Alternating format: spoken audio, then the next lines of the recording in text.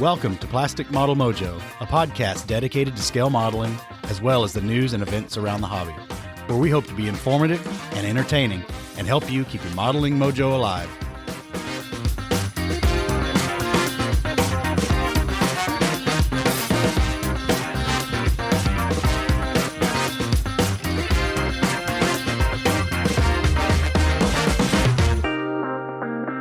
Welcome back, listeners. We are back for episode 52 of Plastic Model Mojo, and joining me once again is my good friend Dave. How you doing, Dave? Doing good, Mike. How are you doing? I survived Thanksgiving without gaining too much weight, I think. But then, at least in America, United States of America, we know what happens usually the day after Thanksgiving. And it did. We get to work our butts off hanging up Christmas lights. Yes. All said and done, it was a good time. Agreed. Well, what is up in your model sphere? Well, actually, you know how I fear the dark time, that time between Thanksgiving and the New Year where my modeling tends to slow down. Now, it hasn't happened yet this year, which is a good sign. So my model sphere is energetic. And not only that, but I'm starting to put together a list of a few things that I'd like Santa to bring me. So all in all, I'm fired up. The juices are flowing. How about you? Well, I got on the random number generator tonight and kicked out 4 winners for our One-Man Army 1/32nd scale aircraft stencil set drawing. All right. So we should probably announce those, shouldn't we? This is the appropriate time to do so. Well, we'll start with the 3rd and 4th place winners who will be receiving the sample pack of the aircraft stencils. And those will be John Clausen of Nevada and our friend Danny Saint Laurent in Quebec City. All right. Up in Canada. So, guys, I'll reach out to you too and get the shipping addresses we need, and I'll get those off to you. 2nd place goes to Michael Haggerty from Farmington Hills, Michigan, up there in Chrysler country. And he will get the 32nd scale set not selected by our 1st place winner. And our 1st place winner is Mr. Ed Baroth from Los Angeles, California. You remember Ed? He's the Yellow Wing guy we talked to at Nationals. I remember him. Ed Baroth, you're the 1st place winner. I'll reach out to you and you can pick the 32nd scale set of your choice of the 2 we have anyway, the Wildcat or the Messerschmitt 109. And then that'll set up Michael Haggerty from Farmington Hills to get the other one. And then Danny and John will get those stencil sets out as soon as I get your information. So once again, I want to thank Sven at One Man Army for sending those. He sent me way more than I thought he was going to. So it just made sense to pass it on to some folks who might give it a shot here sooner than later.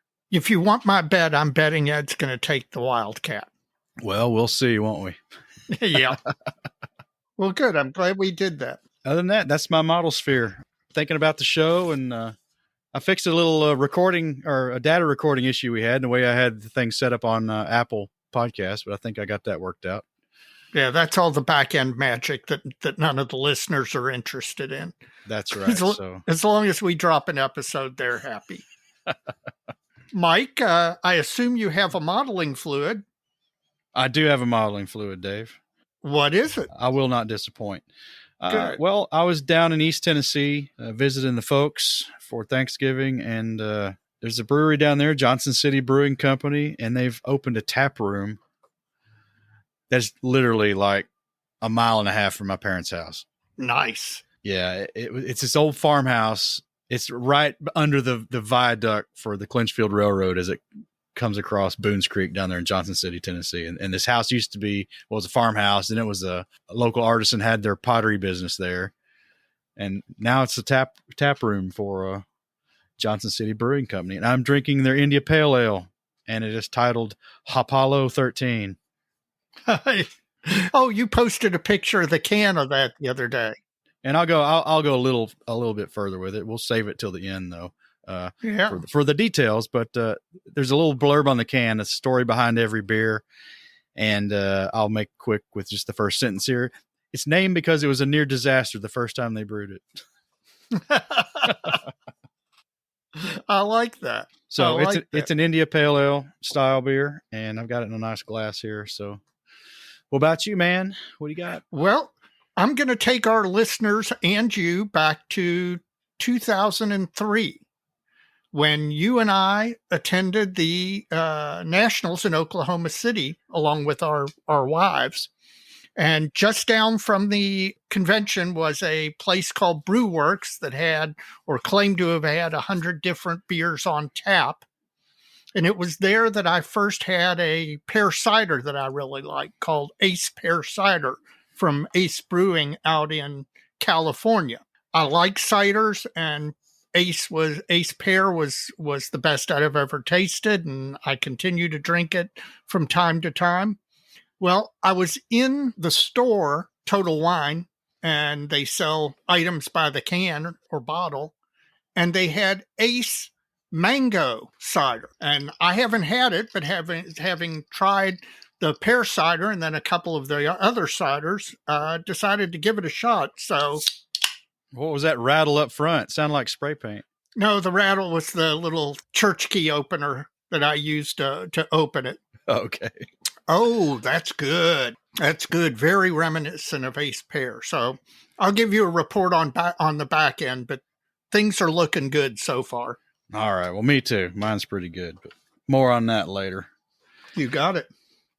The listener mail never ceases to cease, so I guess that's a good thing. Yes, that means somebody's listening. Somebody's listening. Thank God. Yep. Well, let's get into that. Up first is Will Kurt, and Will is the webmaster for the Cincinnati Scale Modelers. And Will just wanted to send us a thank you letter to thank us for supporting the show. We sent a little financial support to the Cincinnati show, and we're quite glad we did because we had a blast at that show. Absolutely. That was fantastic.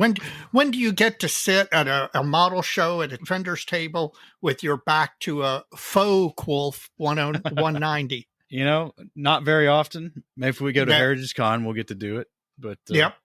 I mean, it could have been a P40 or it could have been a Mustang or whatever in that place. Could have been. It was cool. So, William, thank you. Glad to sponsor the show. And I got a feeling we'll probably do that again next year. I suspect we will. Thanks for having us. Michael Poland from Knoxville, Tennessee. Now, Michael was the gentleman who came up from Knoxville and I met with the last time. We made a preliminary announcement for the Knoxville Scale Modelers, their invitational show, which was going to be on a Sunday.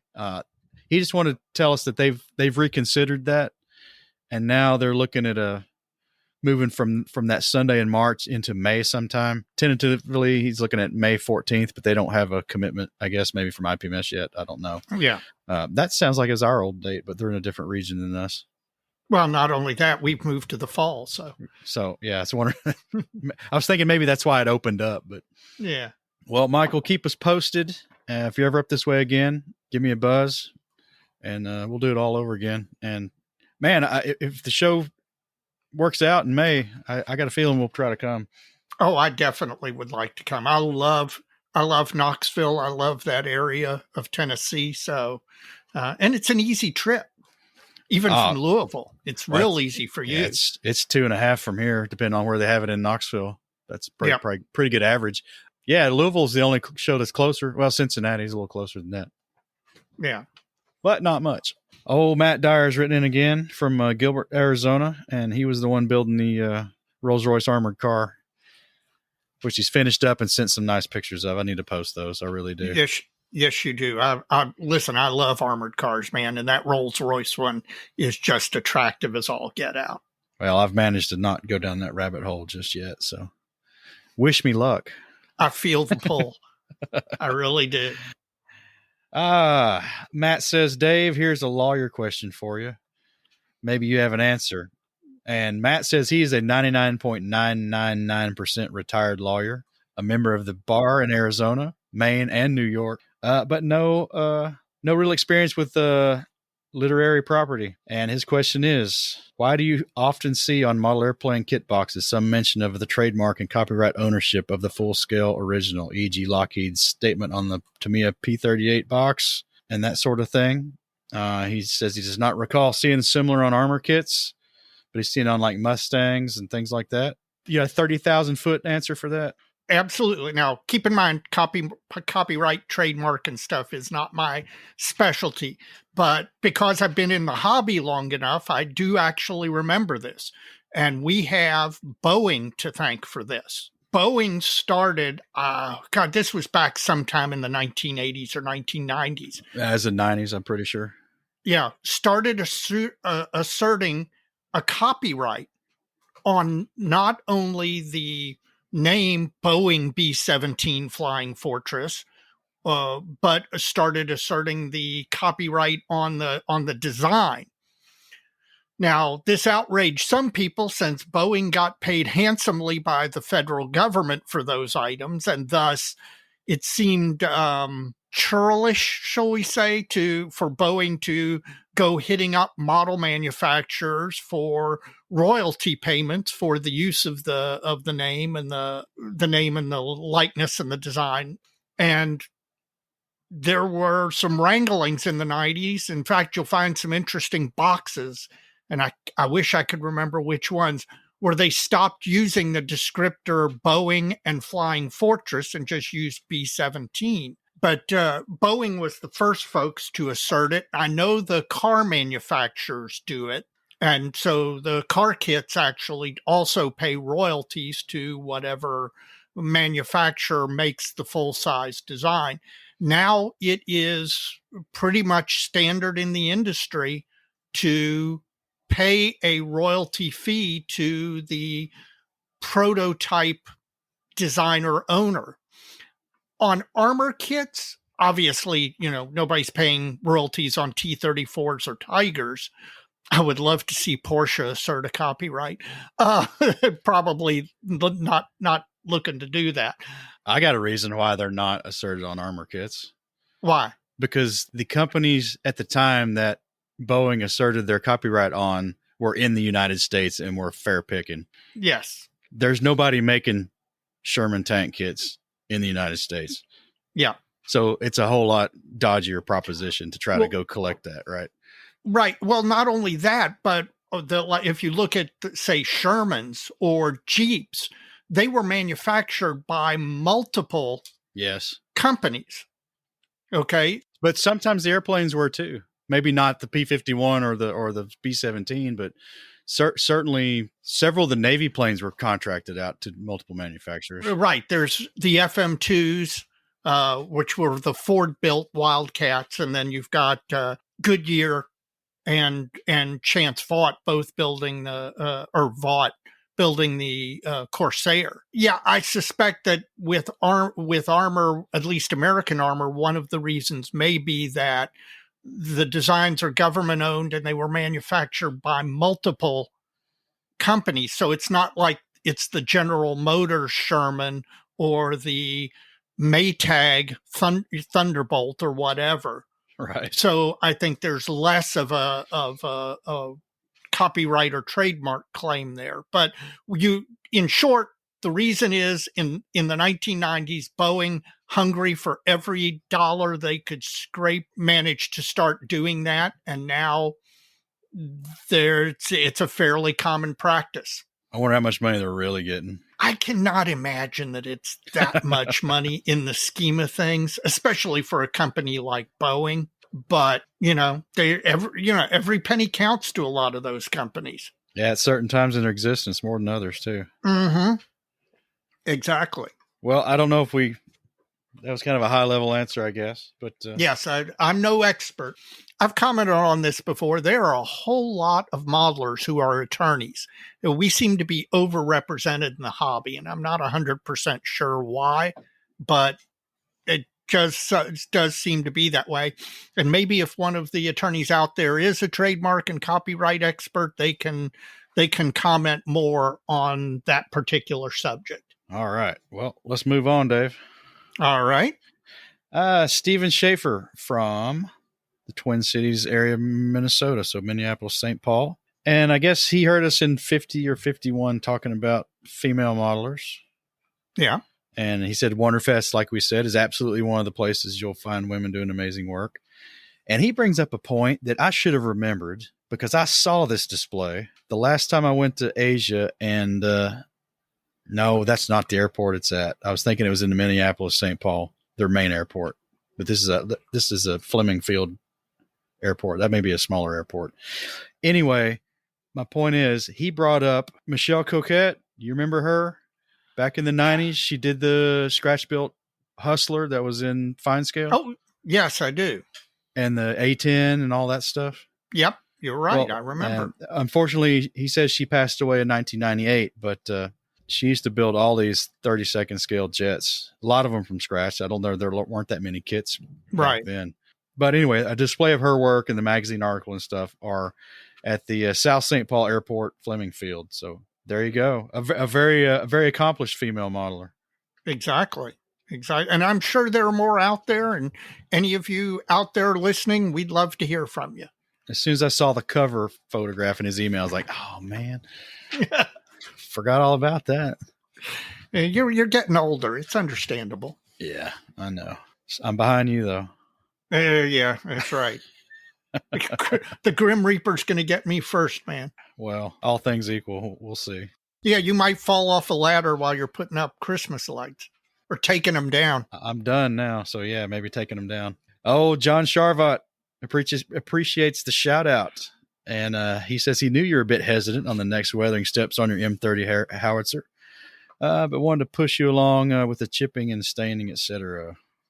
I appreciate his shove because I needed it. And he says, great listen to us because we bring back memories of the early 2000s trips to the MMCL and our amps, our big amps trip to get with him and Pete. Now, that was a big time there. That was fun. That was awesome. That probably one of the better amps trips of all of them. Yeah. And he's retired from the Army now. Been at Benstow for a while, he and his wife both. So congratulations on that. So he's got a suggestion for us, but I'm going to kind of keep that one under the cuff. All right. We'll talk about that one later. He does say that all our yammering about Las Vegas has him wanting to attend Omaha. So we may see him. Oh, it would be good to see him. At the Nationals. We might even buy him a beer. We might. Might buy us one. Yeah, that's right. Oh, next up from New Smyrna Beach, Florida is David Bridges, and he is responding to, it was Danny St. Laurent up in Quebec, one of our prize winners. Was asking about Zimmerit last time, right? Yep. David uses Aves Epoxy Sculpt, which is a 2-part epoxy putty, and he uses Trumpeter's rollers and dies to make the pattern. And he sent some photographs of his work, and looks pretty darn good. I'll tell you what, that's a skill, man. Now, he's got a Facebook page, DB Scale Model Studio on Facebook, and there's some information there on his techniques and some of his in-process shots. So Danny and all those folks out there wanting to do Zimmerit and looking for a way to do it, Dave's got a way to do it, and he does a nice, neat, clean job, so go have a look. It looks easy. Probably not. Hey, if it looks easy, it's hard, and if it looks hard, it's damn near impossible. Have you ever done any Zimmerit? Only using the Cavalier sheet. I have never done, because I don't do much armor or haven't in the past done much armor. So I've never had call to except for on one Tiger one, and I use those Cavalier sheets. Steve Wallace is next from Sydney, Australia, and he likes listening to us while he's working out at the gym. Yeah, well, it's getting nice and warm down there as opposed to here, so hope he's enjoying his spring coming into summer. Well, he's a new airbrusher, and he likes all the inside word he's getting from Dr. Strangebrush. So we like getting feedback on those because we want to keep him around. Yep, absolutely. We'll have him back on soon. So keep listening. And yes, every time we talk with John, I learn new things, and I've been airbrushing 30 plus years. And finally, Mr. Preston Culp, and he's from Wichita, Kansas, and he's looking forward to seeing us in Omaha as well. We're looking forward to seeing him. We got a lot of listeners saying they're going to be there. Yeah. Yeah. His modeling fluid is gin, Bombay Sapphire, in fact, and a little splash of 7-Up. Now, I told him he needed to try Hendrix. Well, I'll tell you the last one new gin I tried that I really liked was Aviation Gin. I've had that. It's pretty darn good. Very smooth. Well, Mike, I've got one final one. This isn't traditional email. It was on our Facebook Messenger. We were contacted by a listener named Jonathan Friedland. And I don't know where Jonathan, Toronto, Canada. And he talked about what you do with your air booth and your model room to try and avoid getting hairs and dust in your paint jobs. He has a dedicated model room like I do, and he's got an air booth and he uses it. And, he says, like all of us, he works fairly hard to try and keep the room clean and dust free. But, he still has a problem when he's done with an airbrushing job. It dries, he goes back and looks, and there's a hair in it or a fleck of dust or something. And he asked what we did. I've got two things that I recommended to him, but I mean, I feel his pain. It happens to me quite often. So I'd like to hear what the listeners say. The two things that I did to lessen the hair and dust in my model room. One, they make like a weather strip for the bottom of your door that basically is a rubber seal so that it keeps dust and stuff from migrating into my model room from under the door. And you pick those up very cheap, like $10 at any Home Depot or Lowe's or whatever. And I put that on the bottom of my door. And then the other thing I got was I have a room air cleaner with an air filter. And what I do, I don't run it while I'm airbrushing or while I'm using the air booth, but I run it when I'm not. And what that tries to do is clean the air in the room to take out some of the bigger hairs and particles of dust. I don't think you can ever eliminate it completely.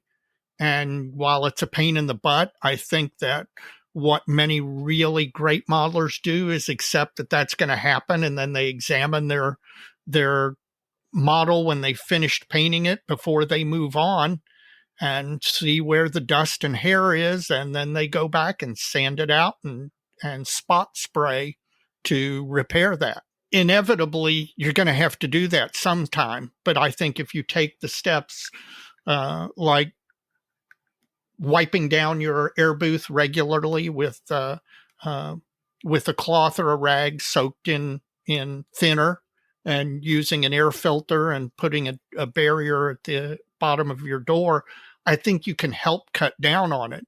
But I'd like to know what other listeners do. So, if anybody out there has other suggestions, I'd love to hear from you, and we'll pass them along to Jonathan and all the listeners. Well, I can empathize because, it's good to let your air booth run after you're done spraying just to keep as the paint's flashing off to suck all those fumes out of the house. But all that airflow coming out of the room is coming over the model, right? Yes. Yeah. But what I'll tell you one other thing I forgot to mention that I do. And now this only works if it is the right size, but I have one of those cake containers, like Rubbermaid cake covers. And what I do as soon as I'm done painting the model, I put the cake cover over it so that keeps other dust that might be floating around because it's been stirred up by your air booth or your airbrushing from landing on the model and sticking while the paint is flashing off and drying. So that's something else you can do. Or if there's a way to beat this with science, with some electrostatic something, I don't know. Somebody let us know. Yeah, all you listeners out there, let us know. It's probably something stupid we're doing. Probably. And that's what we're here to do is learn, man. Well, that should wrap up listener mail. We'd like to hear from you and want to know where you're from. So you can send us an email at plasticmodelmojo@gmail.com. Or like the last listener did, you can approach us through the Facebook Messenger, and sometimes we get some good conversations there. Yep, absolutely. This is the point in the episode where I ask, as always, if you would take a moment when you're done listening to this episode to go to your podcast app of choice, iTunes, Stitcher, Google Play, whatever. Give us a rating, rate us 5 stars. We'd appreciate it. It helps us be more recognized in the algorithm and gets us viewed by more people. The other thing I'd ask you to do is if you've got a friend who isn't listening to modeling podcasts, some modeler out there that you're friends with and you interact with that isn't listening, please give us a recommendation. Help them find our podcast and start listening, because a recommendation from a current listener is the best way for us to gain new listeners. We'd appreciate it. Once you find us or any of the other podcasts, we've made it easy to find them all now. You can go to modelpodcast.com. It's a consortium website we've set up to let you go to a single repository to find all the scale modeling podcasts who have elected to participate in that endeavor. So please go check that out. Go give the other shows a listen. There's a lot of great shows out there, a lot of great content. Will keep your ears occupied for a long time between episodes of our show or any of the others. So keep that up. We've also got several blog and YouTube friends out there we like to endorse because we like their content. First up is Mr. Stephen Lee with Sprue Pie with Frets. Now, he's got a nice blog out there. Got a lot of good content you can read. Man, he has been producing left and right lately, and some real gems too. That's for sure. Yeah, so check out Stephen's blog, Sprue Pie with Frets. Also, check out Chris Wallace, Model Airplane Maker. He's got a blog and a YouTube channel. Again, great content. Chris's YouTube videos keep getting better. Lots of good stuff for the airplane guys. I watched one the other night that was, he built the Phoenix from Battle of the Planets. Yes. Yep. So that was fun. We've also got Jeff Groves, the Inside guy, and all things 72nd scale. Please check out his blog, especially if you're into 72nd scale, because he's a pretty prolific builder and he's got lots of stuff going on all the time. Yep. And if you're not a 72nd scale builder, you should be. I'm trying, man. I know. That Paul's coming back out. It is. Finally, Jim Bates, Scale Canadian TV. Please check out his video blog on YouTube and see what he's musing about in his latest episode. Yep. Yep. And he now has a co-host by the name of Cornbread. So that's good news. Finally, if you're not a member of IPMS USA, IPMS Canada, or your local national IPMS chapter, please consider joining. The IPMS national chapters do a lot to assist and grow modeling and help with local chapters. So if you're not a member, please consider joining. The annual dues are fairly inexpensive in most countries. You get usually some sort of modeling publication. In the U.S., it's the Journal. In Canada, it's RT and Beaver Tales. I highly recommend those publications. So it's money well spent. All right. Well, Dave, let's take a break here and have a word from our sponsor. Plastic Model Mojo is now brought to you by Model Paint Solutions, your source for Harder Steenbeck airbrushes, David Union power tools, and laboratory-grade mixing, measuring, and storage tools for use with all your model paints, be they acrylic, enamels, or lacquers. Check them out at www.modelpaintsolutions.com. All right, Dave, we're back, and it's Wagon's Ho for Omaha. Yeehaw! At the time of this recording, it is 232 days until the 2022 IPMS National Convention in Omaha, Nebraska. I finally got on the phone with Scott Hackney. Yeah. And we had a nice little conversation yesterday. And we're set up now to get bi-weekly dumps from him on all things going on with the show as we run up. And we're going to have him on a couple of times between now and showtime. In the interim, we want to mention that the website is active. IPMSUSA2022.com. And one thing we talked about is they used a template from a past nationals to flesh that out and get that going.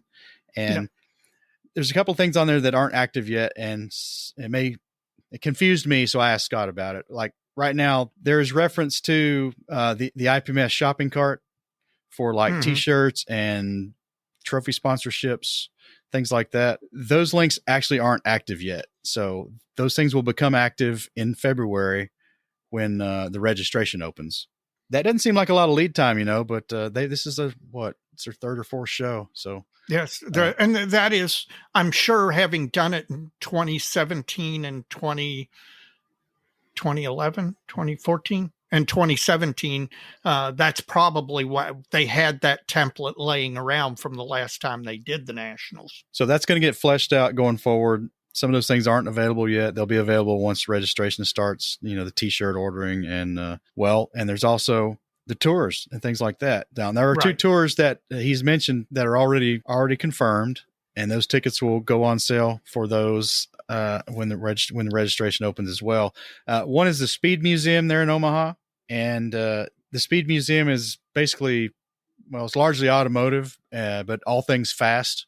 He says it's a really interesting museum with a lot of great displays. So folks might want to look up the Speed Museum there in Omaha and get a feel for what that's all about. And then the one he wants folks to be aware of when registration opens to be thinking about is the night at the museum at the Sac Museum. Oh, that may be one I have to bite on. I'm telling you what. This night at the museum, for those who don't know, is an after hours ropes off kind of affair, and there's only 200 seats available for this thing, so that's not a lot. No. So if you think that's kind of thing you're interested in, now you can go to the Sac Museum while you're there during normal operation and go see the museum. If you want to do this no ropes kind of after hours tour, you're going to need to get a ticket for that, and there's only going to be 200 available, and those are going to become available when registration opens in February. Yeah, I remember Dayton in 1988 when the U.S. Air Force Museum did the same thing, an after-hours Friday night ropes down tour, and I'm telling you, it was one of the highlights of my experience going to nationals. So I got to say, I'm inclined to do that.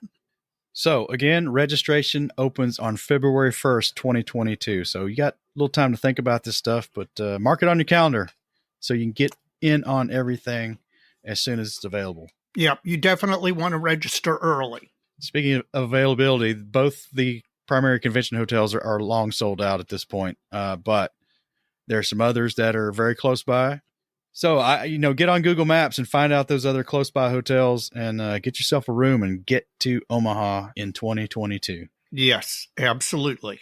Well, Dave, it's time for the Benchtop Halftime Report, sponsored by Tackett Z, our good friend Ed. Tackett Z is the must-have tools for the model maker. You can go to tacketz.com for an interesting selection of tools and accessories for your workbench. And for a limited time until January 15th, Plastic Model Mojo podcast listeners and subscribers can enjoy 20% off their entire order. So you can get that discount by using the discount code PMM at checkout. So that's what Ed's doing for us. Please check out Tackett Z at tacketz.com. That's great. We've got our own checkout code. That's cool. Well, what you working on, Dave? Well, Mike, the Mosquito is painted, decal, gloss coated. I did the upper surface pin wash. Now all I've got to do is the lower surface pin wash and then some other weathering with the airbrush. And then at that point, I will attach the canopy, the masked canopy, do the gloss and paint the canopy, put it on, then finally give it the final coat, do some pencil chipping, and I'll declare this one done. It is quite possible that I will finish this one by the end of the year. So fingers crossed, it's on its way. The M30, thanks to John Charvat's kick in the butt, I painted the breech. I've started painting the other small details that I needed to paint before I dive into the chipping. And then I've just got to, once I do the chipping, it's a little bit of mud, a little bit of dust, and that one's done. Put it on a base and call it a day. I don't think I'll be done with it by the end of the year, but that one could get me an early start in January. And on that front, I sat there for almost 6 months not doing anything on that because I was afraid of the chipping step. And I do not know why it did not occur to me to do this until like a week or two ago. But I had sitting in my shelf of doom an old Tamiya KV1 that was about halfway built that I probably will never finish, but I had a completed turret in there. So we talk about using paint mules all the time. If I'm a little bit afraid of chipping, having never done it before, why not pull this turret out, paint it up in that 4BO green, and practice chipping on it? So that's what I've done. pulled it out. I primed it. I painted it with the same green that's on the M30 howitzer, and I'm gonna try some chipping techniques on it. And you know what? I'm gonna, if they don't work out, who cares? It's a paint mule, and I'm gonna experiment and see what works and what doesn't work for me, and go from there. Well, sounds like a pretty good plan. Yep, it actually is. I'm just ashamed it took me 6 months to think of it. No, seriously. Did you find it cleaning up? No, it's on the shelf of doom. I knew exactly where it was, but it was just like somebody suddenly hit me in the back of the head, and it's like, well, why don't you practice on something? And I initially was thinking, well, you can just take some plastic card and paint it 4BO green. And then it was like, why do that? You've got a KV1 sitting over there that's been half built for almost 15, 20 years. So I went and pulled it out. Well, in fact, last time you were here, I showed you the model casting tracks that I got assembled and painted for it and sitting in a box. Yep. What else you got? You got another project in there somewhere. Well, the TU-128 is kind of stationary for the moment while I've been moving ahead on these other ones, but it's going to get back moving. And if I am lucky, by Omaha, I will have several new models to take and enter at Omaha. And since we're driving, that's going to be much more doable. I imagine so. Hope I get there. I don't know. What's your benchtop look like? Well, the ammo boxes and ammo are done. That's all I'm going to say about that. Folks are tired of it. I'm tired of talking about it. They're their own little models. That's right. But, I've got to move on. So now plan is to show this thing in its emplacement, but like just abandoned. Like the crew was either captured or chased away. Ran away. Right? Yeah. So, in addition to the ammunition, I'm working up a mental list of what other discarded equipment I want to have scattered around the emplacement. An entrenching tool or shovel, some headgear. Well, I was gonna ask you, especially since you're a Soviet World War II helmet expert. Were anti-tank crews equipped with hard helmets or soft caps, or both? Well, both. Everybody had a soft cap, and just about everybody had a helmet too. Now, there's a lot of mythology about them not liking to wear any helmets, thinking they weren't masculine to wear a helmet. But I think you see somebody get their head cantalouped who wasn't wearing a helmet, and you'd be looking for one pretty quick. Absolutely. So I don't buy that. But anyway, Noel from the club's got some resin helmets that have the liners in them, which are the ones I want, and he's offered to get those off to me at some point. And so I got those coming. I'm going through all my figure sets and trying to find a couple of really nice Mosin Nagant rifles. I found a few and some photo etch slings I didn't know I had for those. So that raises another question for me. Were the anti-tank crews also armed with rifles? Yes. Okay. Typically rifles, and then later in the war they came out with a shortened carbine version of the Mosin Nagant that was issued to artillery crews. Oh, okay. Largely, it's a shorter rifle, but and some other things. Another thing I want to do is you see a lot in, well, not a lot, but occasionally in German wartime snapshots of discarded equipment, you'll see these discarded gas masks where the bag's open on the ground and the mask is hanging out and that funky corrugated hose is exposed. I'd really like one of those on there. I got to figure out how I'm going to do that. Corrugated hose is actually the easy part. Maybe. You know what you use? You take a burned out incandescent light bulb, wrap it in a towel. No, it's not a spiral. It's just I'll have to send you a picture. But it's not like one of those spiral hoses. No. It's not like an air hose. Not like that. Oh, okay. But that would have been a good idea. Yeah. I'm probably going to model it up in CAD and print the hose. There you go. Soon to be available on PMM product. Sculpt the mask out of epoxy putty because it's pretty simple. And then a bag, I can just hollow out a bag in one of my figure sets or something like that. So that's kind of what I'm thinking. Raises one other question for me. Sure. Did the Soviets have anything equivalent to the C ration And did they come in boxes or cardboard? You see with dioramas all the time, boxes of American sea rations or stuff like that. Was there a Soviet equivalent, or did they eat just from the field kitchens and there wasn't any sort of regularized pre-prepared food? There were several different types of canned meats that were issued to the Red Army. In fact, we supplied a lot of processed meat, canned meat, to the Red Army. In fact, I've got an original crate from one of those shipments. You're kidding. In my collection. No, I'm not kidding. And the empty cans come up every now and then for sale. But anyway, they did. It was a mixture of issued canned items and foraging, and it was kind of geographically dependent too. Like the Southern armies might in the Ukraine area might have gotten a sunflower seed ration. Gotcha. Something like that. I don't know how the stuff was issued. I don't think they had complete meals like the Army, our Army, United States Army was issued.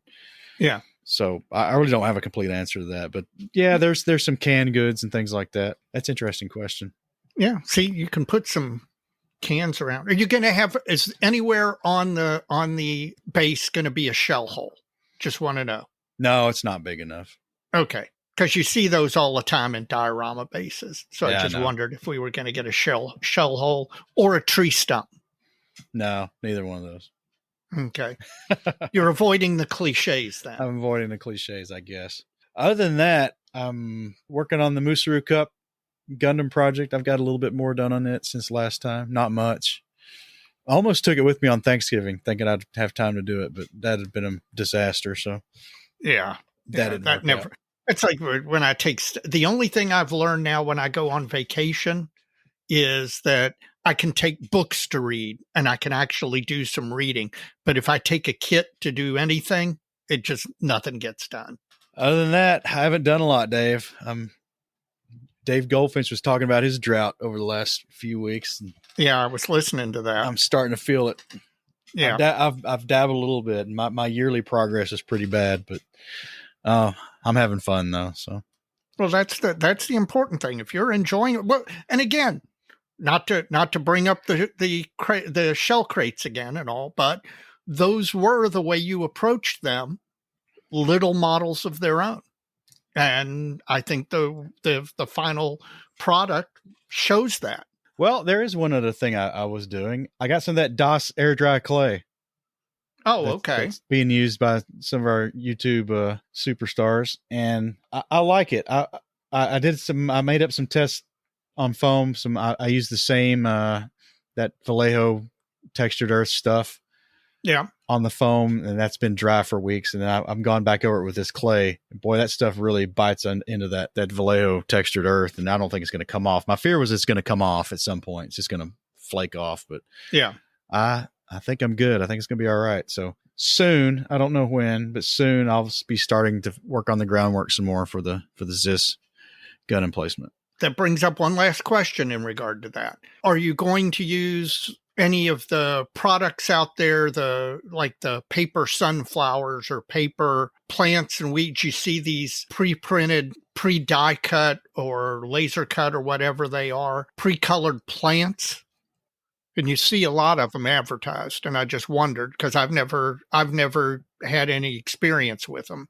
I don't know. I've got some of that stuff. I have to dig it out and find it, but it's possible. Who knows? Good. Well, listen, learning new stuff. Well, hopefully next time we'll have a little bit more to report. That wasn't bad, though. That wasn't terrible. I didn't get skunked. No, you are making some progress. There's no question about it. Now, Mike, since we last talked, there have been some modeling announcements. Have any of them attracted your attention? Oh, yeah. So give me a couple of faves and maybe a yawn.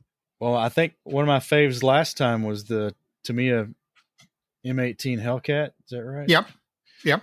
Well, they've announced a KV2 now. Yes, I saw that. A refresh of their KV2 kit, a new one based on the new tooled hull. Yeah, that's a definitely go get for me. Well, there's so many great pictures of those things knocked out all over the place. And I mean, that was, I think, the featured item in German World War II individual soldier snapshots. Anytime they came by a KV-2 knocked out, they had to take a picture with it. What's interesting about that, though, is there really weren't that many of those tanks. So when you dig through all the photographic material that's out there, you get many shots of the same vehicle. Sure. Because they were at, crossroads, major traffic points. Right.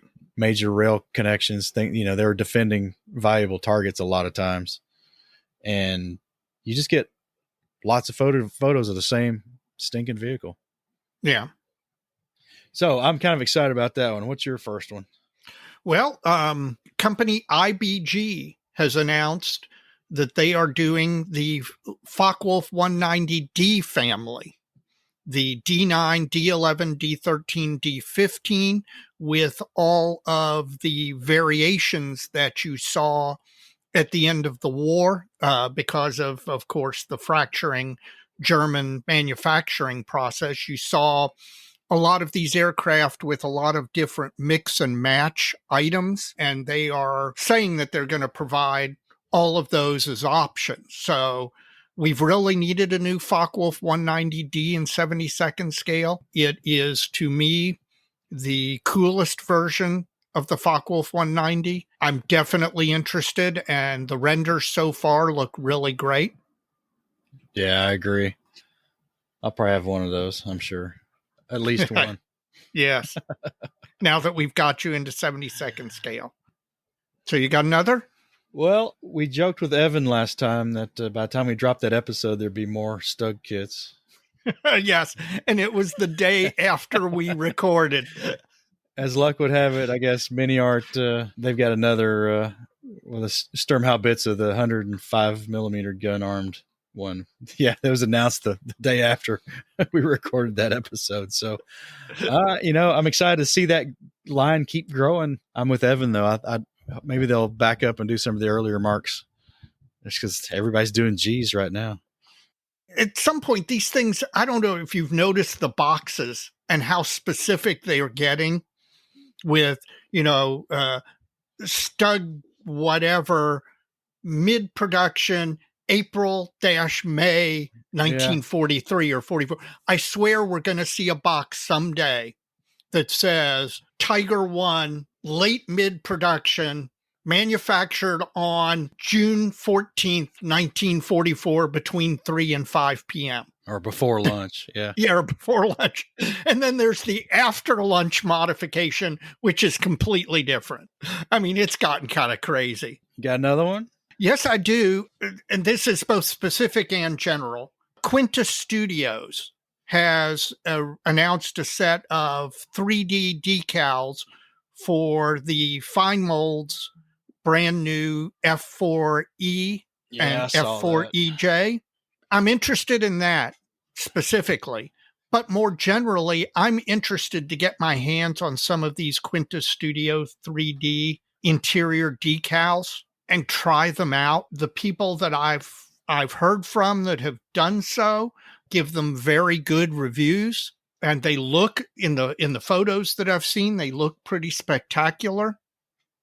But I'd kind of like to get my hands on a set and try them out for myself. Well, Chris at Model Airplane Maker, one of his videos deals with is it his Hind helicopter in 48? Yes. Scale? Yep.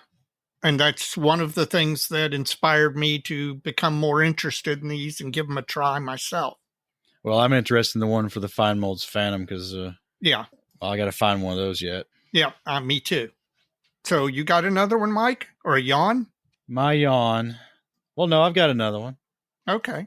In 72nd scale, but on the armor front, Vespid Models has got some more Panthers. I want to check one of those out. Yeah. They've got a steel-wheeled G now. Some of these 72nd scale armor kits are getting pretty intense.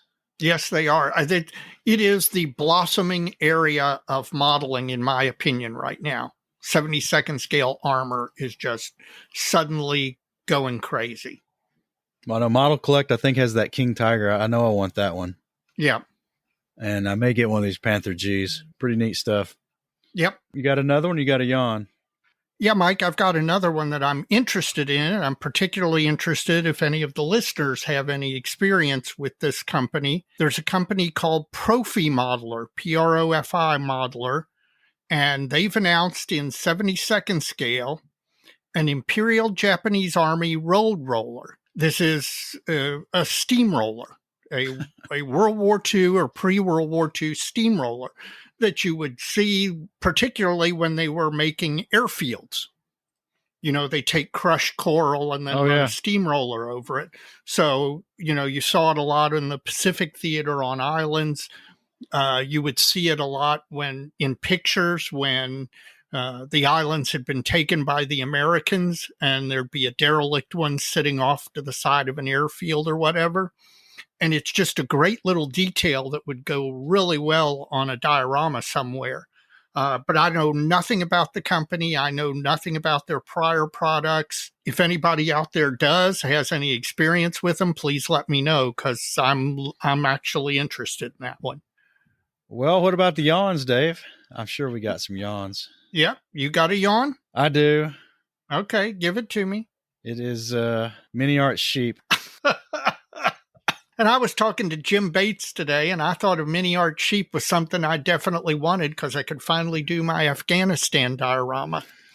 Oh, no, they're pretty useful. It's not for me probably because I don't build a lot of dioramas, but it's just interesting the things they keep piling on, man. I know. It's amazing, and you know, again, I can see those being useful, but yeah, not exactly my cup of tea. Well, here's an idea. One of us could get a set of them, and for the humor and modeling category in Omaha, we could paint half of them red and half of them blue, and put them on a map of the United States. How about that? Yeah, no, I don't. I'm not going there. Not going there at all. But yeah, I'm sure. Again, just like the pigeons, I'm sure we will see somebody do a diorama with those sheep, and it'll be fantastic. Well, in a little more seriousness, the sheep one I don't think is too bad. I think that will get a lot of use. You know, Dragon keeps burping out these smart kits again as rehash. Man, they're expensive. Yeah. So I'm just at a loss as to what they got going on. You know, although I guess they wouldn't be doing it if they weren't selling them. I guess. But God, half the crap. Well, I don't know. They make a lot of kits. They've made a lot of kits. Yeah. I just wonder where it's going to go. You got a yawn, Dave? Yes, I do. And this one may anger some listeners, but it's not of particular interest to me. Micromeer announced in 70-second scale a kit of the de Havilland DH-108 Swallow. And what the DH-108 Swallow was de Havilland's attempt to build an aircraft that would be able to break the sound barrier. And I think Joffrey de Havilland was actually killed in one making the attempt. I think it was Joffrey de Havilland. In fact, it's even depicted in a movie, and I forget what the name of the movie was. It's a aircraft of historical importance, particularly in British aviation. And I'm sure there are modelers out there who do those subjects who are excited about it. Of little or no interest to me. Well, for me, I don't know. There's been a lot of cool stuff announced. Yes, there has. So a lot of decals too. So you better be careful. Oh God, please! I'm having problems, man. I am having problems. Well, I don't have any more yawns. You got any more? None more for me. Well, we're gonna let them off easy tonight.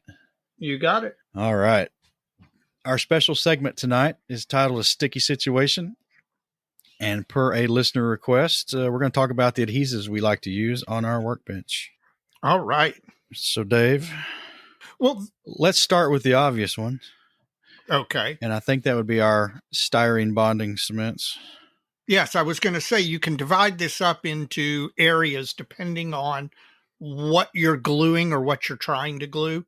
And obviously, as polystyrene kit assemblers, or modelers like you, I'm a polystyrene kit assembler. The main thing you're doing is gluing plastic parts together. And the number one glue for me to do that is extra thin cement. It's my go-to glue for joining plastic parts, the major assembly of plastic parts in any kit together. I like the Tamiya brand, the extra thin, the dark green cap. It just works really, really well. It joins quickly. It gives a hard bond. It does melt the plastic so that you get a nice hard join as opposed to just sticking it together. Do you remember the old tube glue that smelled like lemon? Oh, that's the non-toxic stuff. Yes, that stuff from was testers. awful. Yeah, that stuff's terrible. You couldn't get parts to stick together with that. Well, So not for long. Not for long. So what do you use? Is Tamiya extra thin your go-to as well? It is currently, but it's a fairly recent development. I still have a bottle of Testors plastic cement on my workbench, and I've used it, and I still use it, and I don't know. I'll probably replace this one when it's empty. It's getting close. It's the last of an entire box of Testors plastic cement I bought probably 12 years ago. That was awfully ambitious of you. Did you think you were going to be doing a lot more gluing of parts together than you thought? I was in cahoots with the owner of the local mile railroad shop, and I was buying stuff wholesale. So I bought a whole carton. Oh, okay. And then you didn't finish assembling a kit for 5 or 6 years. Well, I did a lot of railroad stuff, so I did burn through it. Yeah. Now, this Tamiya bottle of extra thin cement I've got in my hand right now is the first one I've ever bought, and I bought this last year. I agree with you; it's good stuff. And the only reason I bought this was because I was working on the E16 Paul, and my seams kept splitting, and I didn't feel like I was getting a good bond with the Testors liquid cement with whatever polystyrene Fujimi happened to use on that kit. So I went and got the extra thin. Problem solved. Yeah, yeah. Now, the other thing I use to assemble polystyrene is, it used to be 10X7R, but I don't think they make that anymore. I get it as Flexifile Plastaweld. I've been told a number of different things about what it is. Let's put it this way. It's some sort of toxic chemical brew. It may or may not have methylethyl ketone in it, or MEK, but what it does is it melts polystyrene, and by melts, I mean melts. And so what it's great for is using one of those Flexifile needle applicators filled with this Plastaweld.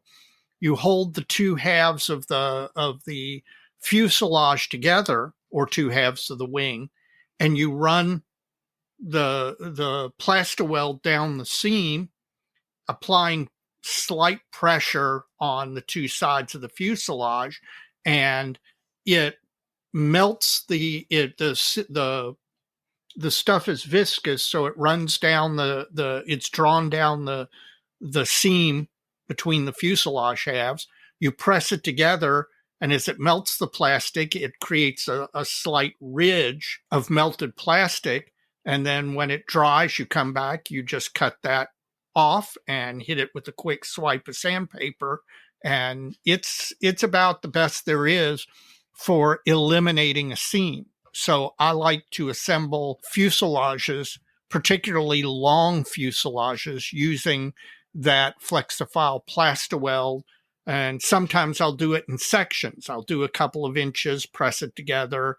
It dries very quickly, very similar to a gel super glue as far as drying time. So, I'll run it, press together, hold it, give it a few minutes, then do the next section and the next section, and eventually do the entire spine or underside of the fuselage. I like the stuff for that. Now, the only thing you don't want to do is get a drop of it on the surface face of the model, because it melts the plastic. And so you'll give yourself a nice little scar that has to be buffed out and sanded out if you accidentally get a drop on the regular surface of your model. So do you think it's pretty equivalent to the old 10X7? Yes, it's very, very equivalent to the 10X7. Again, like I said, I don't know what it is. It's some sort of chemical toxic witch's brew, but it really does work like nothing else. And when 10X disappeared, I was mightily disappointed, and was happy to see Flexifile come out with their version of it. Yeah, that whole box of 10X at one time too. You have to make sure you keep the caps on tight. That's the other thing you need to do with this Plastaweld too. Oh, is it? Yeah. Any of these things, you need to keep the cap on really tight, because this stuff evaporates like nobody's business. Yeah, right out of the bottle. Right. You could walk into a hobby shop and they'd have a box of like the 10X 7R, and you lift up the bottles and at least 2 out of 6 would be half full because the cap was slightly loose and it evaporates. Yep, that's what happened to a lot of mine. I ended up combining bottles at some point. Yeah. But I used to use that a lot too, but now I can't get it. So I've been wanting to try the stuff from Flexifile, just haven't done it yet. Any other plastic cements you ever use? Well, the one thing I do use on plastic sometimes to attach small parts is sometimes I will use super glue. Even though both of the parts I'm gluing are styrene, if I'm trying to glue a small part on in a particular place that needs a particular placement and needs to stick and glue quickly, the liquidy super glues are, I haven't found anything that works better than that for those particular uses, for that particular use. Well, back to the liquid cements a minute. Some folks may wonder, do you use or do I use the cap brush applicator, or do you use a dedicated paintbrush? Well, one of the things that attracted me to the Tamiya Extra Thin Cement is that it has a dedicated brush that comes in the bottle that has a real point to it. It actually reminds you of a Japanese bamboo paintbrush as far as consistency and point, or Japanese calligraphy, a very small Japanese calligraphy brush. I most of the time will use the brush that comes in the Tamiya Extra Thin Cement bottle, but back when I used testers, as you know, those came with that big wide brush, and I never used that. I always used a dedicated old paintbrush to apply that glue. Well, I've got a wooden block on my workbench that's got a hole bored in it with a piece of carpet tape at the bottom of it for holding the bottle. Because that stuff used to come in a square bottle way back when. Yeah. And I got some holes drilled in it. I've got a dedicated paintbrush that I only glue with. My problem is I don't have reciprocity with my other paintbrushes. While I don't paint with my glue brush, I've been known to glue with my paintbrushes. Well, one of the things that I do with paintbrushes is I do have a dedicated brush that I use for applying Mr. Surfacer. I have a dedicated brush that I use if I'm applying liquid cement or that Plastaweld with a brush.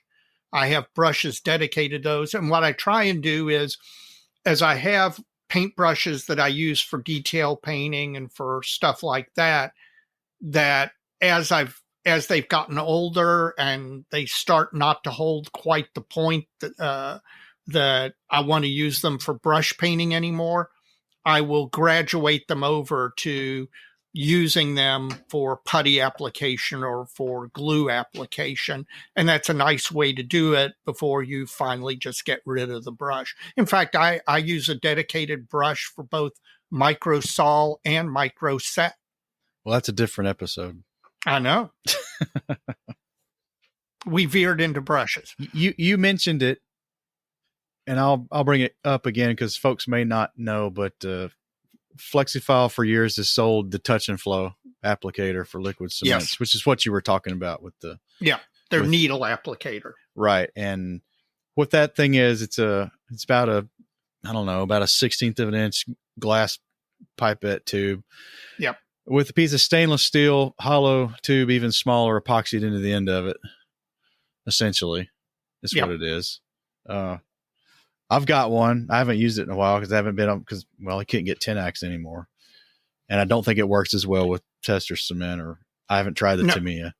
no, it does not work as well with a polystyrene cement as it does with because those don't have quite the viscosity that this Plastaweld or 10X7R do. Now, Flexifile sells a kit that's got the cement and the touch and flow applicator, and then a kind of a siphon squeeze bottle to load it with, I believe. Yes. And which your wife would be horrified, but I don't use that siphon squeeze bottle. I do something that no one in their right mind should do. Right. Which, yeah. So I'm not even going to mention it because I'm not going to encourage anybody else to do that. But yeah, you fill that tube, however you do it. You fill that tube, and then capillary action carries the Plastaweld down the metal tube onto the model. Now, because it melts plastic, one of the downsides of that is that end of that tube can get some melted plastic on it, and then that clogs it up. So you've got to dip it back in the Plastaweld to get it to melt so that you can then get the Plastaweld flowing again. Well, let's move on to the next class of adhesives we use, and that's probably the cyanoacrylates or the super glues.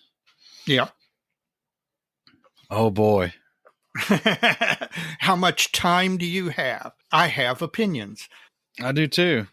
Now, super glues come in different varieties. You've got everything from extra thin to medium viscosity to what they call gel super glues. Also, there are activators that you can either brush on or spray on to the super glue once you've applied it, and it cures it immediately. I do use super glue quite a lot. I almost always use the thin variety, and it is usually to not glue together major parts, but to glue together small minor parts, or glue something that's in an awkward place such that if you glued it with a slower setting glue, would not hold, it wouldn't cure before it started to move out of place.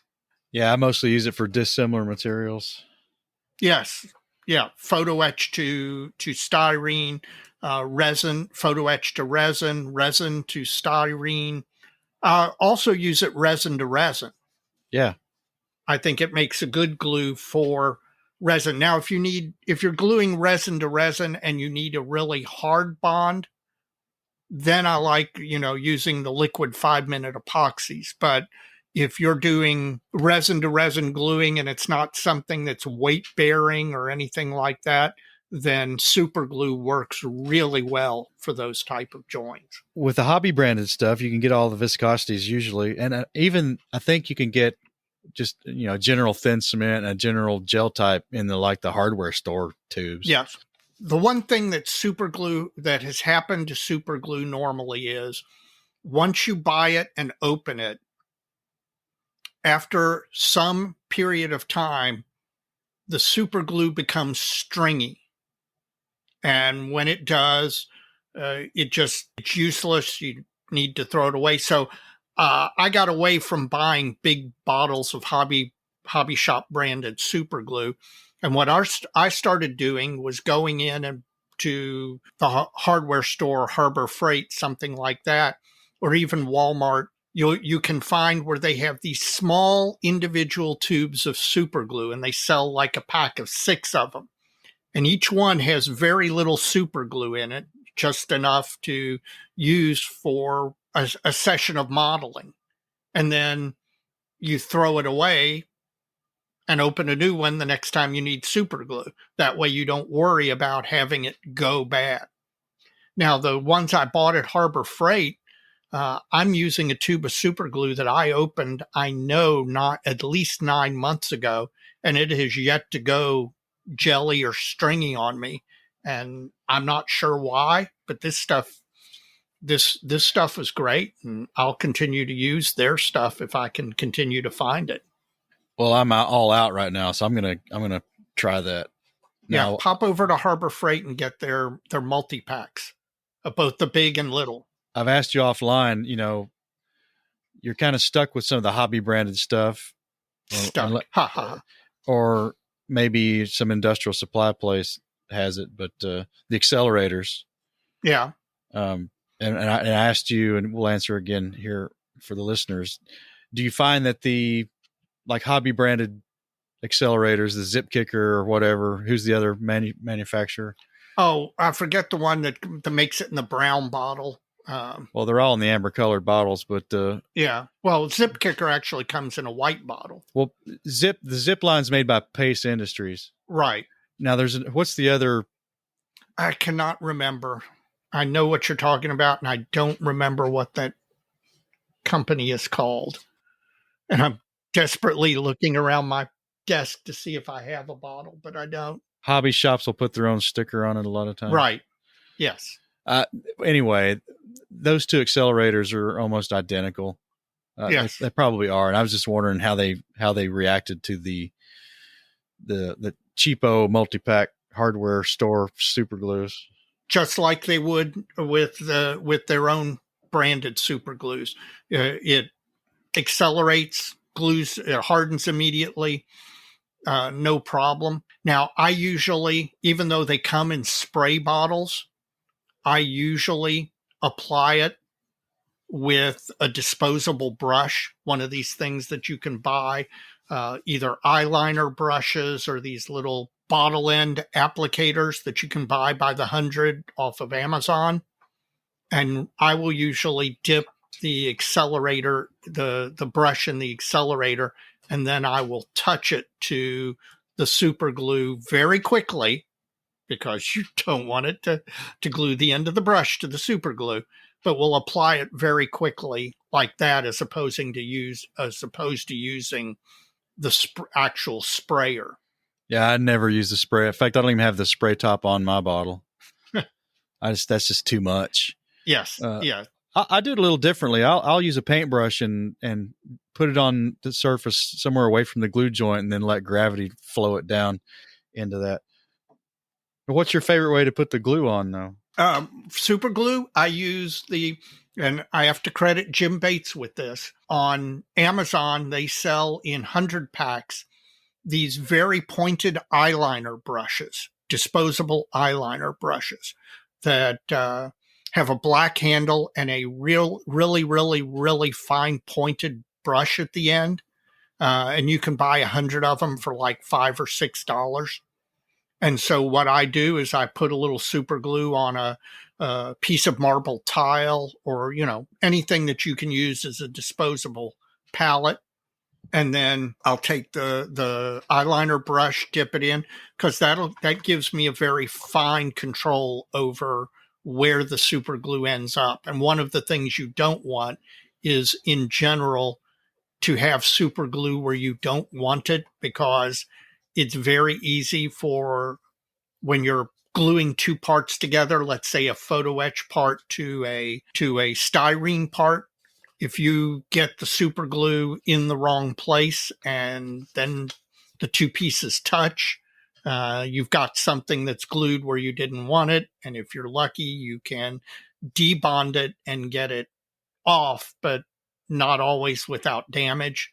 So I prefer to try and make a very fine application of super glue.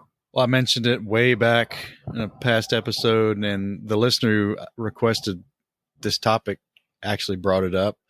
I use a piece of brass wire stuck into the grain end of a long stick of balsa, like a pencil. Yes, you had said that.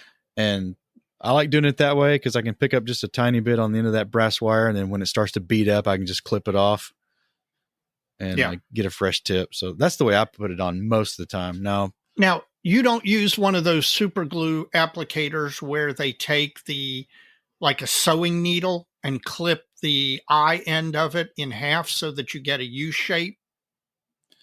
I've tried that. It seems to pick up too much glue to me, but I think it picks up too much, and I don't think it comes out very well. I agree. I never had any success with it. Somebody else may have better luck, but I've never never favored that. Now, I don't have any super glues right now. I need to go get some, but do you keep a debonder handy? Yeah. Oh, yes. Yes, I do.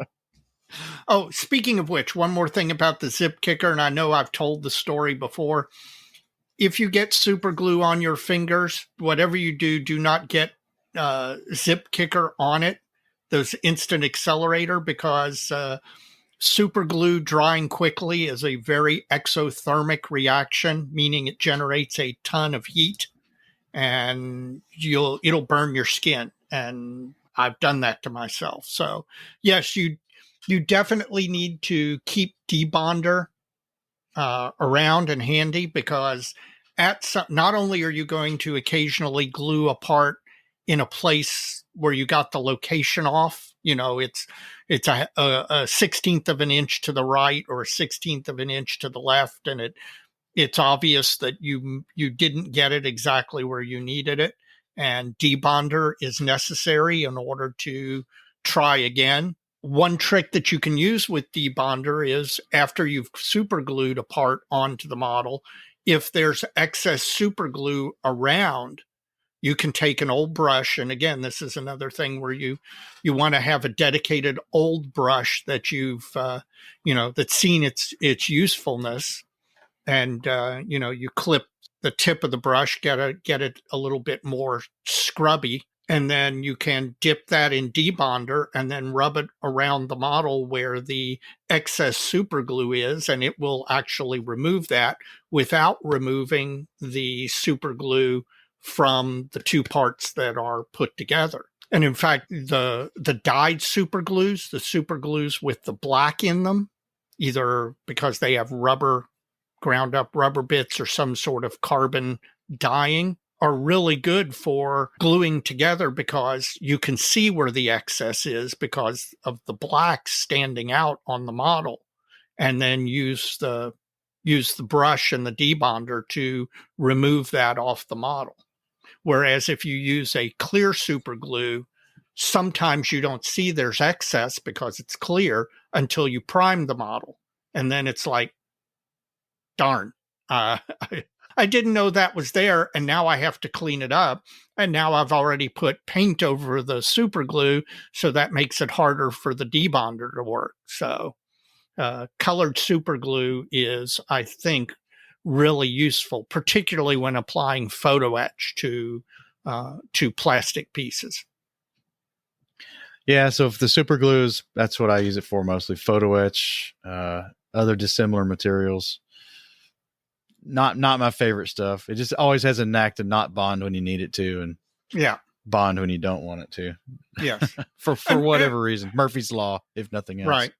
Well, and there is an alternative two-step process that I've found for me that works sometimes, is if I'm trying to glue something fiddly onto a model that really requires a super glue application to get it bonded to the model solidly, a lot of times I will use either a drop of Future or a small drop of PVA glue or Gator glue to put the glue on the model where I want it. Then I'll stick the photo etch to it, and that Future or that PVA glue will have enough stickiness to allow the photo etch part to stick to the styrene part.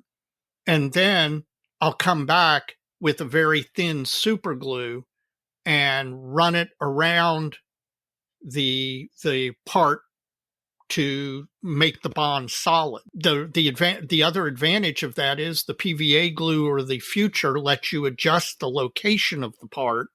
And then once the part is in the exact location you want it, then you can run just a very thin super glue around the edge of it to solidify it in place. Well, I guess kind of the next class we use from time to time is a normal, 20, 30 minute epoxy or a 5-minute epoxy. I don't use those a lot. Boy, you can make a mess quick with those. Yes. And a mess you can't undo. And it doesn't clean up that well, in my opinion. No, I completely agree. I usually keep it on hand, but typically when I'm using that, it's finding its way into the project either through the groundwork or Yes. some other kind of course construction, not the model proper. If I'm gluing a building to a diorama base, Yeah. 5-minute epoxy, because I know that, first of all, it doesn't have to be a super neat job, but I need it to stick and stay stuck, and it's not going to come off come heck or high water. And it gives you the time to adjust the placement to get it just right. But as far as model assembly, the only time I can think of that you might use it would be a resin on resin construction where you're trying to stick two hefty parts of resin together. Let's say you had a resin aircraft kit, and let's say you have a resin wing to fuselage joint. Their 5-minute epoxy might well be your glue choice because you're going to get a really good solid bond that's not coming apart, and the glue gives you enough drying time, to be able to adjust the dihedral or the anhedral of the wing to get it set the way you want. But in general, it's not anything I use on a model. Yeah, the two-part epoxies, I talked about the cleanup issues. When the stuff's uncured after you've mixed it together, you have, leftover of the unmixed constituents, and you get it on your cutting mat or corner of your desk or a tool or something. It's a sticky mess, but that can be cleaned up a lot of times with isopropyl alcohol. Right. Before it's cured. Yes. Once it's cured, it's a completely different animal. Yeah. There's a product called Attack, ATTACK, and it is a epoxy resin glue remover. So it's made for removing it after it's cured. Chemically, it's a very nasty stuff, and I don't think it's compatible with plastics. I know about this stuff because I talked about some fantasy miniatures last time. I'll buy these old school fantasy miniatures, and sometimes they'll be glued together with a really crappy 2-part epoxy job. This stuff's the only way to clean them up, really. Yeah. Nasty stuff evaporates faster than Tenax. Not recommended. Typically, I avoid 2-part epoxies for the most part. I think I don't use them very often. Yeah. So between the epoxies, the solvent plastic cements, and the CA glues, the super glues, what else should folks have in their arsenal? The one other thing that I think you've got to have some form of is PVA glue. What we think of as white glue or Elmer's glue. And it's not a strong glue. It's a slow drying glue.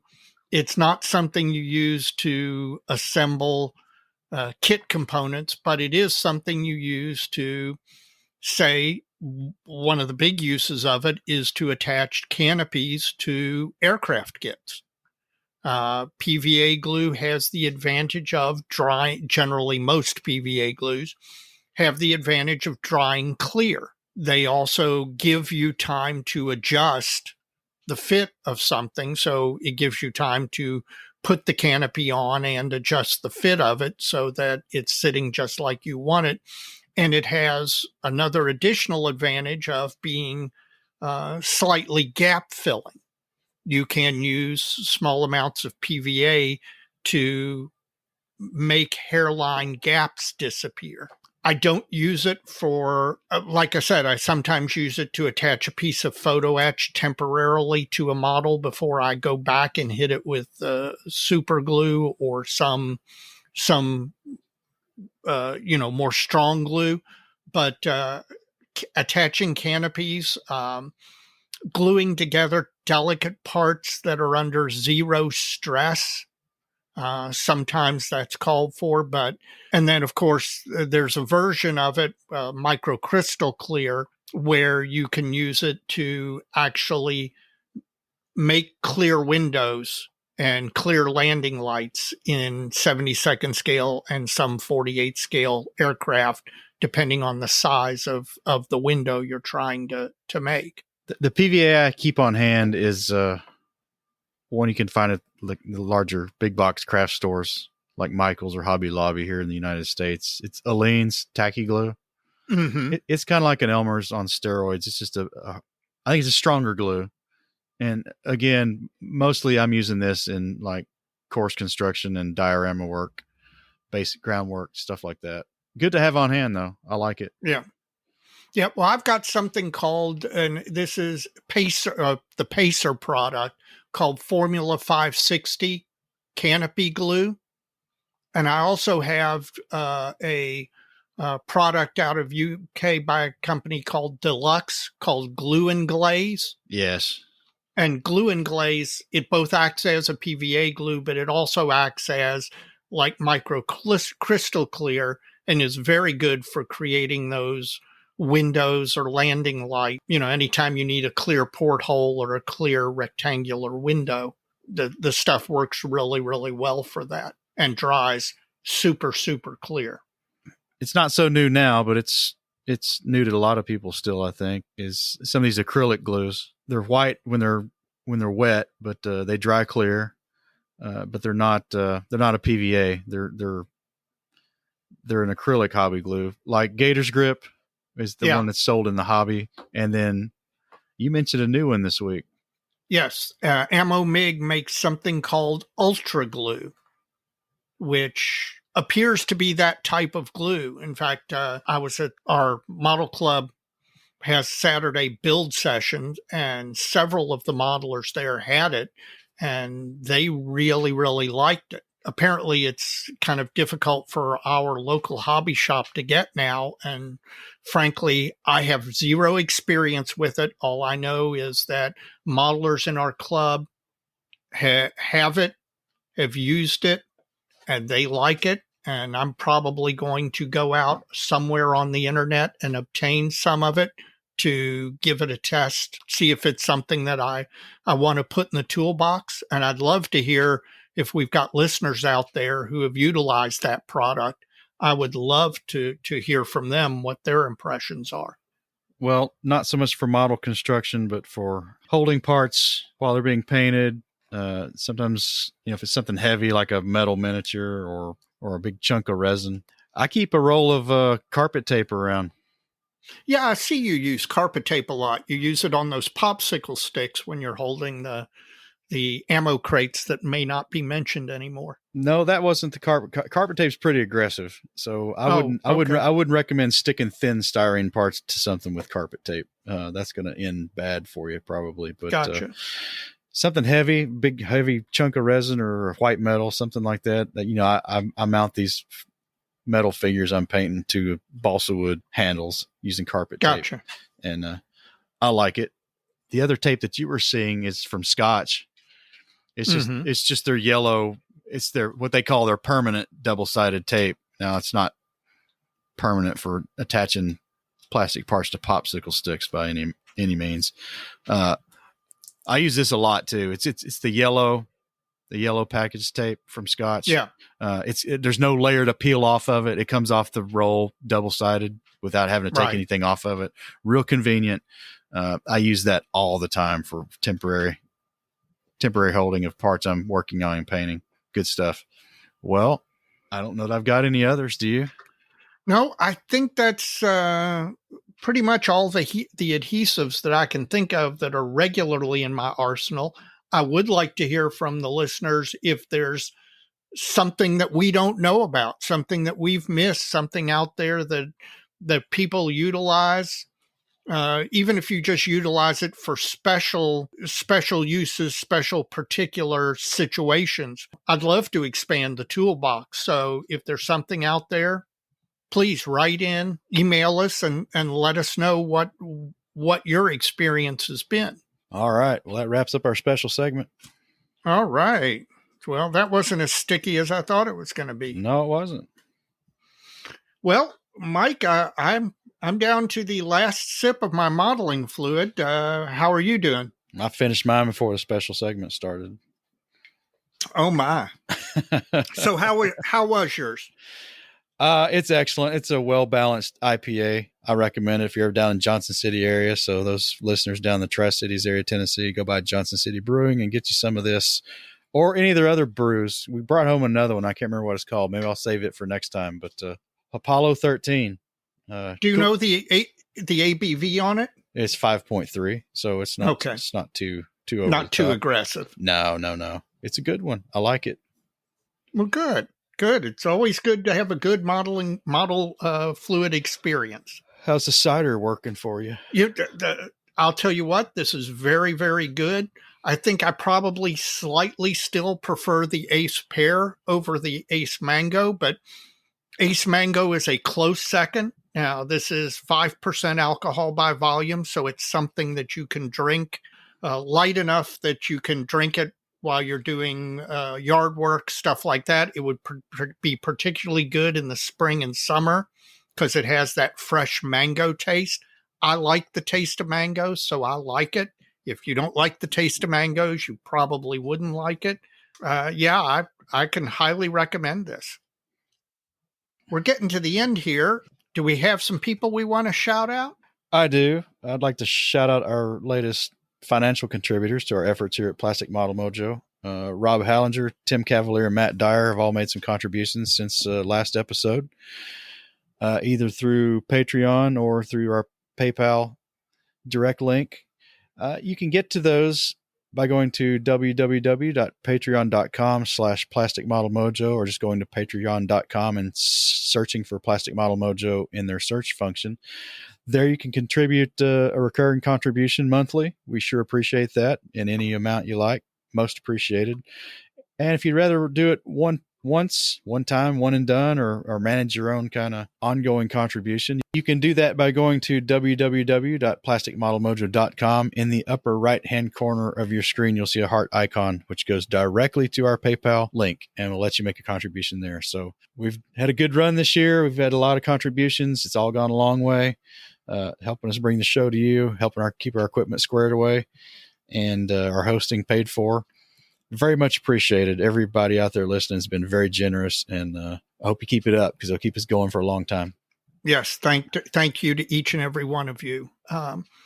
My shout out is to the members of the Military Modelers Club of Louisville, our home chapter here in Louisville. We had a model meeting in November, and then we also have every Saturday morning from about 6 o'clock to noon, a modeling build session where people just come, bring what they're working on, and everybody works together on these long tables. I got to go to the meeting, and I got to participate in a Saturday session, both within the last 2 weeks. And I'm telling you what, the interactions with the guys in the club who are some just great modelers, great guys. I learned new stuff. I learned about these glue that we talked about, the Ammo MIG Ultra Glue. Got to see somebody brought in a set of these new Easy Tracks from that company called Easy Tracks. T-Rex Studios. Is it T-Rex Studios? Yes. Okay. T-Rex Studios, and got to watch one of our modelers assemble some of those and, take a close look at them. One of the club members who taught soldering for years is going to help me with a project that I need some metal soldering on, and I've never done before.